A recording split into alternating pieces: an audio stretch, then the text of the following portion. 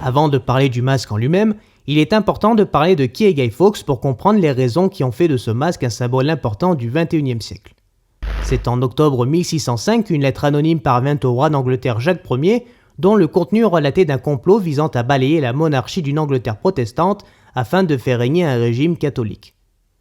Cette lettre précisait de quitter impérativement le Parlement britannique le 5 novembre, sous peine d'être la victime d'une explosion au palais de Westminster.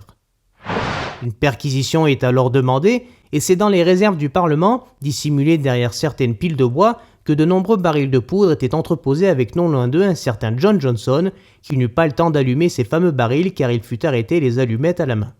Cet homme aux cheveux longs et à la moustache, prénommé John Johnson, sera torturé pour le pousser à avouer le complot mis en place contre le Parlement, et celui-ci révéla qu'il était l'un des membres de la conspiration des poudres, mais aussi sa véritable identité, Guy Fawkes.